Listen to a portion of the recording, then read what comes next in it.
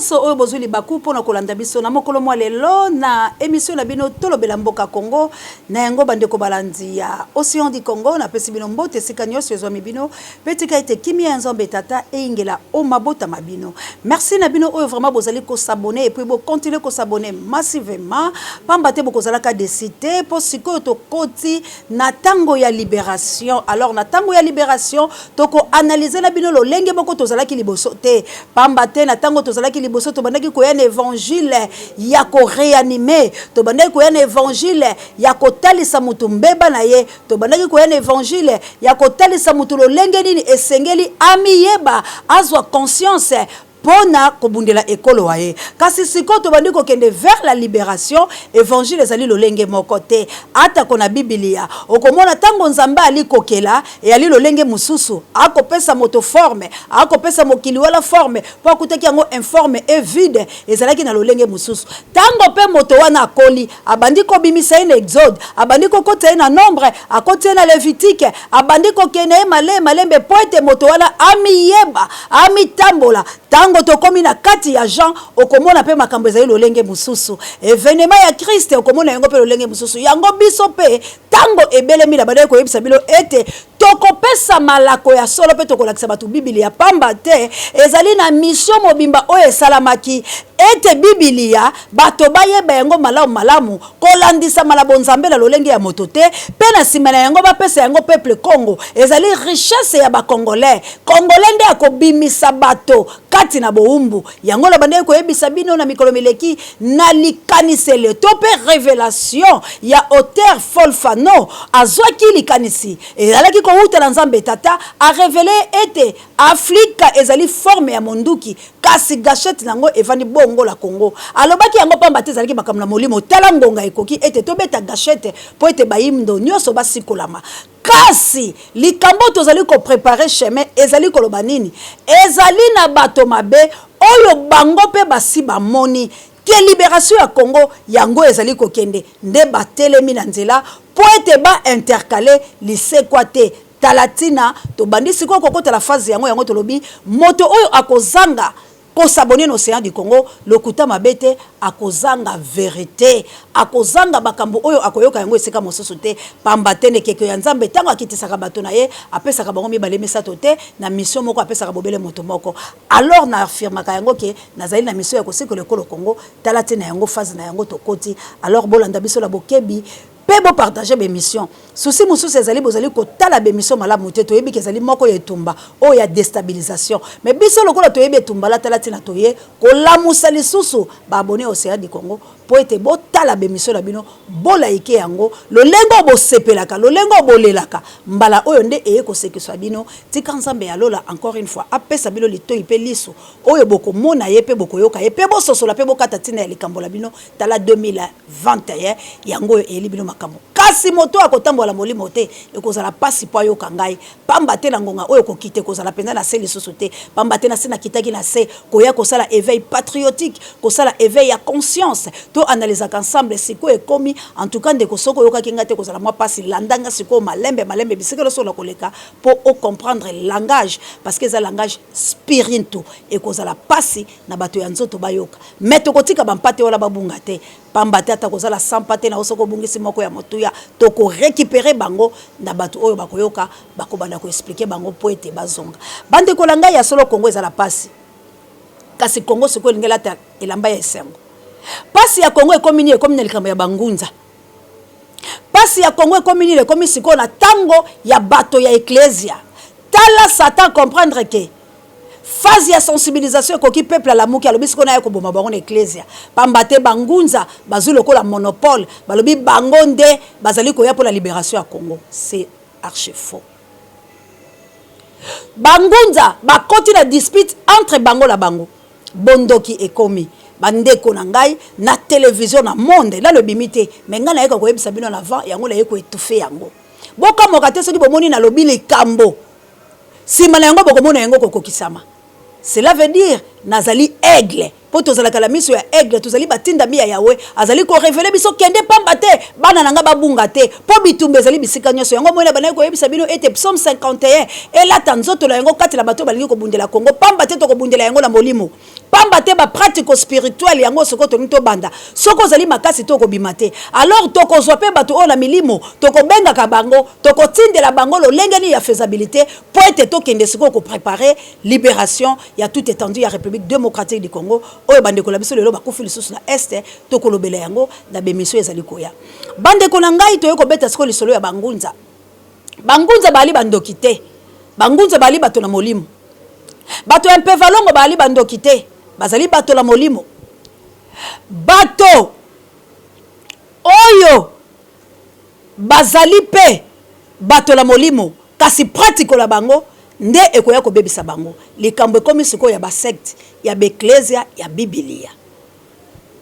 bande ko langai Biblia oyo totangaka Louis II banini na yango lolenge oyo basaleli yango ezali parole spirituelle laisse-moi vous dire ezalaka parole charnelle te moto oyo ko yebisa ngake Bible du début jusqu'à la fin ezali parole charnelle ayangana eto sala débat la télévision poto côté siko la phase de libération ayangana eto sala débat la télévision na démontrer que atambola kala lokuta Biblia ezali parole vivante makambo ezali ko salama ezali makambo ya solo ezali makambo ya masapote kozwaka Bible oyo tanga kalanda kulote lokola kalao kozwaka yango te lokola livre moko ya géographie voire même livre ya géographie soki professeur ya géographie azate ato tangi yango ko comprendre biloko musu ba komi la quantité combien plus fort la Biblia la parole divine tala eloko ebomi mboke ya linini pamba te bato bazali kozwa makambo ya molimo bakomisa yango makambo la nzoto échec total tokolonga te yango to ye ko ramener peuple de Dieu na justice ya nzambe po ayeba bonzambe na ye abunga te originalité na ye pe aningala te po liseko ekomi pembeni bandeko na ngai tokeba nalandi débat ya bangunza bandeko la biso ya milimo nalandi bato bandeko na ngai différence ezalaka te na kobenga nzambe parce que nous avons qu'un seul Dieu tozakala nzambe mibale te ba musulman babengaka Allah nzamba mpungu tulendo Dieu tout puissant Dieu le créateur akongo mongali nzapa nzakomba na bakombo nyonso babengaki baza kobengaka nzambe moko divergence eya place nini eyela baprophète mobulu ekoti nde na baprophète baenvoye ya bato ya nzambe bango pete bato bakoti désordre c'est le peuple oyo bayokaki liloba na bango mabe tala ndenge bakotisa kufa pamba te Biblia elobi oyo nyonso akolia nzoto ya Kristo mabe akobima na malformation pe yango leboti malformation na kati la bato po ete balenzoto ya Kristo mabe parce que na komona langage wana ya Biblia ezali très difficile ezali langage tout le monde ta ko décortiquer yango ezali langage spirituel ezali babomba mi ya nzambe kaka moto nzambe révélé nda ezali na makoki tokolobela mingi bakamatali Simo Kimbangu pamba te yende azana prophétie pe fungola elise kwa yende a réincarné lisusu kozonga la kati ya République démocratique du Congo kokota na temple oyo pona kofungola mabombami ndeko na ngai personne sait que na Congo oyo la République démocratique du Congo après Simo Kimbangu envoyé de Dieu les messagers Jean de Dieu Mwambika di Mamula ya onga moko na kutana na ye personnellement azongaka awa pona kofungola mission ya Fumu Kimbangu azongaka awa pona kotalisa mission ya basanto nyonso ba bayaka liboso na ye et puis akendaki na ye pe nzambe tata na délai na ye kokanga kende kokufa j'ai eu la chance ya kokutana Jean de Dieu Mwambika di Mamulaya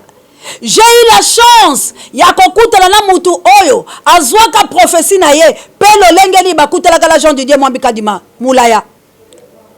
qui était banquier à l'époque. Mais Nzambe atangisa ye pendant autant des années na kati ya étoile minzoto landa kuna ye e babenga lelo muto liboma. Mais moi j'ai eu la chance à kokuta na muto liboma na légion de Dieu Mwambika di Mamulaya, l'Esprit Saint en personne. Pour nous enseigner la parole de Dieu qu'on va enseigner ici, dans la République démocratique du Congo. Ce pays est pays de Dieu. Ezali mboka o ezali kati na bonzambe pe na révélation. Yango moni bitumbala yango. Mais Congo ezali siko kofungwama. Na yebi ke bato bayike bazoka mo est-ce que méthode ezaki pas océan mais océan bana ko loba yango liboso kala la code. Siko nde toyo kofungola. Na yebi saki bino taye kokoka. Totika bato na lokuta ba ya liboso. Bate à sango malam, bakosa peuple de Dieu. Mais deuxième, ils ont esprit vivifiant. Molimo na solo de yangoye. Ngongalangwe belemi, yango na ebisi binoke. Nous allons vers la libération de la République démocratique du Congo. Bande ko labiso na Est na Ituri, na Maniema, na Goma, na wapi o bazobo mabilo kota parc de Virunga, assassiné koti pona Miniembo, na yebisi binoke bo banda ko glorifier Nzambe parce que temps ekoki. Bobanda kokumisa Nzambe po makila la bino ke ipambate. Et tous les Congolais o bazana molimo o bakoyoka makambo yo bako changer lo lenge ya kobondela pe bako bima na kati ya bato ya lokuta o bazoko sabilo lelo. Bande kolangai Simon Kimbangu a été véritable envoyé de Dieu pour délivrer. Simon Kimbangu azalaki na vision. Abandaki koyoka, abandaki komona, abandaki koloba. C'est un saint. Mais pratique oyo lelo bato bazali kosala na sima ya kombo na ye basaleli yango mombongo ezali bongo te. Simon Kimbangu atikaki brochure te. Simon Kimbangu atiki Bible te. Simon Kimbangu atamboli na makolo ya Nzambe tata. Peut-être bato bazalaki na Simon Kimbangu. Tango Simon Kimbangu akoloba tiko. Peut-être bango bakomaki. Parce que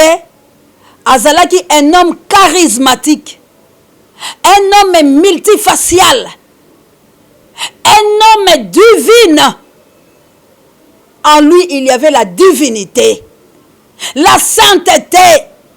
respect. Atambolaki kati na mibeko, atambolaki na kondima, atambolaki na respect. Azalaki 3. Yango bomoni 2021 qui signifie 3. Accomplissement de la parole. Accomplissement de la parole. Parce que ba chiffre na ba lettre ezali poto te yabino. Tokote ya bino yango bozo bakaye parce que tango ekoki okotika na richesse po océan soki libération eta musu Nzambe akozongisa koya kokosa motote ete Nzambe ya Mendele, Nzambe ya Bayindo, Nzambe ya Bendien, Nzambe ya Banini, c'est archi faux. Il y a qu'un seul Dieu qui dirige ce monde. Il a tous ces 5 continents dans sa main. Toza la division te ya banzambe. Nous avons des divisions de pratico. Na ya ancêtre la biso, nde yango ebomi biso. Ba indien bazali kosala ma coutume na bango indienne.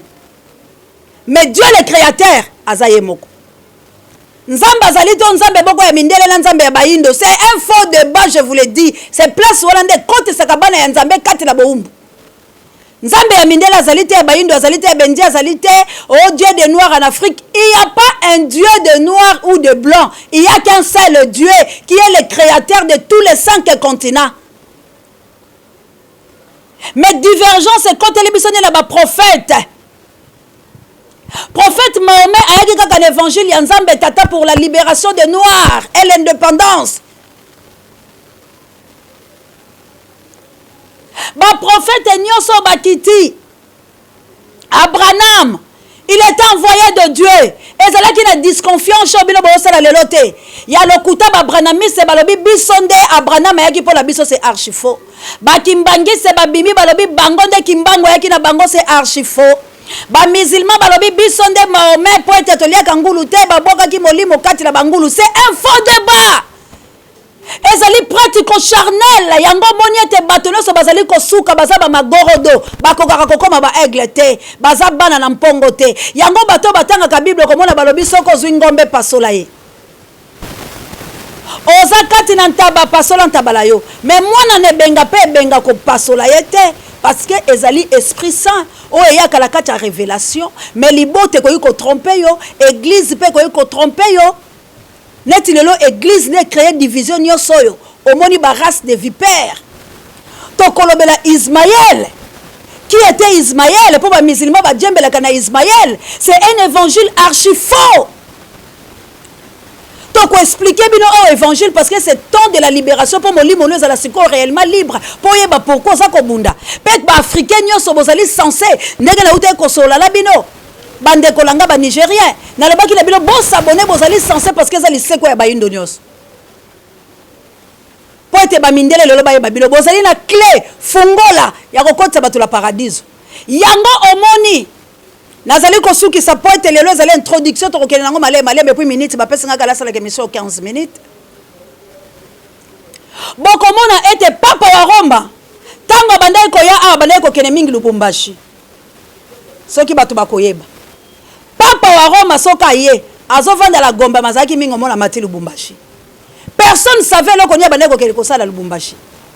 e bato bayebi te pourquoi bitumba ezalaka na este bato bayebi te pourquoi bitumba ezaka na este bandeko nanga tokoexplike bino pourquoi este est beau et pourquoi este et puis soko oke kati na moto komonake moto akombati kaka na nord tokoyebisa bino nord eza nini et puis tokoyebisa bino sud ezali nini tokoyebisa bino mpe ouest ezali nini yango nalobi bozala branche parce que ezalaki na lumière mpe lumière wana ezali na Lubumbashi na este ya mboka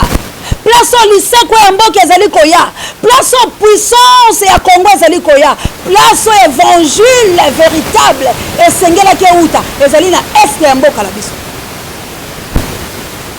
nde biso tozwaki ngolu na babisiko tozalaki kokutana na moi mongalaki na este po epesa biso connaissance toya kopesa peuple de Dieu. Bible c'est pour nous. Ezala batoyo bakomaki Bible wana oyo bainterprete roulo wana bayebi makomi oyo kolimbola yango ya solo te na molimo po ete makomi epemami na molimo ya Nzambe ezali na ntina ya koloba yango tokobanda bino na Genèse chapitre 1er verset 1er tokotangisa bino bachiffre wana elobi nini tokotangisa bino ntango balobi Paul ezali nini tokotangisa bino baliminaire tokokema malembe timoto okelama c'est le moment ya yo okelama po ete ozonga moto po tolibere mboka bandeko na ngai bangunza pratique la bino ezali mabete mais botika kobeta tolo ke libération ya mboka Congo yemi pa la bino te libération ya mboka Congo ezali spirituellement to simba na loboko po ete tokende botika kobomana nanu bino la bino bobandi dispute ya bangunza ya bandoki babandi koya kosala pratique ya monde de ténèbres bazali kotambola la basine kabbalistique pour détruire que la Congo bokomi bino na bino kopotana kobundana c'est par là tolingi toyebisa bino ete nzamba koyoko kotsa colère likolo na bino pamba ta moni ete botelemi na bendele bolingi bokoma banzambe vous êtes pas des dieux, vous êtes pas des dieux de kolangai. Dieu résiste aux orgueilleux. Nzamba zana ba humble. Nazwa mission oyo Nzambe depuis kala, mais j'attendais le moment. Batu bayebi. Batu bazali ebele bipai na bipai. Oyo bayebi ke esengeli kosala quelque chose de la République démocratique du Congo, mais il faut attendre le temps. Il faut causer là. Mvuluzi kimbango s'incarner na nzoto langa la limete. Ezalaki moko ya signe pona koloba ete temple oyo pona yeba bilembo kete na kati na nga ezali na likambo moko pe komi bongesa komi lengele po ete ngonga yango ekobeta tokotele makasi to bunda la te bayindo to bunda la te bayi ecclesia tozala na disconfiance na biso moko te si vraiment tu as Dieu nzambe nda kolakisa la bato kozala nzambe yo kokele kolakisa la bato te kozala nzambe parce que nzambe azali ya bomba mi balobi nkembo la nzambe za ko bomba makambo si nzambe alingaka aza na visibilité mais aujourd'hui aboma bato ebele. La gloire de Dieu c'est de cacher les choses plutôt. Ezali ya moto abimaka te alobaka moi je Dieu alobaka te na nzela na nga te nzambe fa loba noke loba la bato ke boya nga laika kolobaka la nzela nga liseko ezali so bato bandi belenga mais kokende te yo moko omi bimisa pamba parce que soko za ya solo na mission na nzambe nzambe akolinga te okufa va délai ya mission na yo laisse-moi vous dire. Ce qui au moni muto akufi cela veut dire faire missionnaire. To kotel sabilo na Mose o balobaka kasala les sumu il a péché. Mais to kotel sabilo qui était Moïse parce que bango bazomona Moïse selon nzoto mais biso to kolaki sabilo la parole de Dieu c'est la parole spirituelle. Il faut batu bazonga la molimo po étouffer nzoto. Alors tozali ko tambola na 3 Simon Kimbangu qui était envoyé de Dieu akufi mo santo il a prophétisé pour 3 na yo ebima lelo yo mutozo landanga. Alors il faut sepela tika kokota na kati ya lokuta tika komi batu bakosa yo te na évangile moko o elongo banité bolanda océan du Congo na molobe nango océan de la presse congolaise bokozalaka de cité espérons na awande na sukisi na lobi l'air ekoki ya libération ya République démocratique du Congo tika bangula ba sepela yo bima na kati ya distraction s'abonner na océan du Congo tango ekoki yo osikola ekolo na yo pambate élection ezali koya ko salama poto kende élection eko salama yo siko kolinga ozala élité na élection oyo na course oyo yo kolinga ba rejeter yo parce que bana na libabe to ko rejeter bango avant to kende prière sacerdotale eko salama peut ko kele ko libérer Congo. Merci encore une fois la bino ba fidèle abonné na biso sur du Congo, que Dieu vous bénisse. Bande kolanga bangunza to sala makambo la bosolo to longwa la sorcellerie ya mabe to sala pratico oyo na kotali sabino était Dieu n'est pas contre ya ko simba mabele ya ko sala s'il était contre comment aboka ki masoi ache babu ache na kati aveugle pas aveugle la moni cela veut dire pratique sur la Bible ezali eloko ya sekeza te nzambe ndazozwa oya ya kala wala akomisi yango sika donc personne va amener quelque chose pour la libération de notre pays c'est toujours dans la Bible et maintenant nous voulons pratiquer la justice de Dieu parce que cette parole est vivante et non parole charnelle. Que Dieu vous bénisse. Merci encore une fois l'équipe technique na biso oyo sombi fidélité pour nous soutenir biso na mosalo to sala malgré ba maladie ba attaque na zo yebisabelo vraiment nalinga ki la perdre vie nanga kaka po makambo oye balate mais gloire à Dieu tozali ko telema. Merci na Judeka, notre réalisateur et notre coordonnateur d'Acosta Mondele El Campo Dieu ne m'a jamais. Merci na Pape Dieu, directeur à recherche stratégique. Et merci na Kabouya, l'homme puissant d'échange par l'équipe qui gagne derrière la caméra. Merci encore une fois à mon ami de tous les temps, Junolo, soit et pourquoi pas pareil à Bémissou Bangay, pasteur Didier Lompinga. Et Banayam Voulouzi, Ingeta, que Dieu vous bénisse partout où vous êtes. Banana Bissou ya Jésus-Christ, mia maître la Bissou, maître des temps et des circonstances. Bozala vraiment na Essengo Poete Ngonga. Ebelemi et baklisto nyonso beaucoup misanzambe pambate tanguzi fweni ya bana na nzambe baloba po ete nzambe ayokama partout où vous êtes puissance de Dieu za sirbino bobanda déjà kosala musala na bino et repentance et la tanzoto chiffre 7 ezali koya ko bimisa bino na kati na ba travaux pénibles po ete tolongola arche de l'alliance liboso na biso et toloba Jérusalem ndako la biso ya likolo ngonga ebelemi. Que Dieu vous bénisse. Botanga livre ya Jérémie chapitre 3 na 16e verset lango bokomona sango ya malamu ona elio yo enfant rebelle. Merci tokutana mikolo mesali koya bye.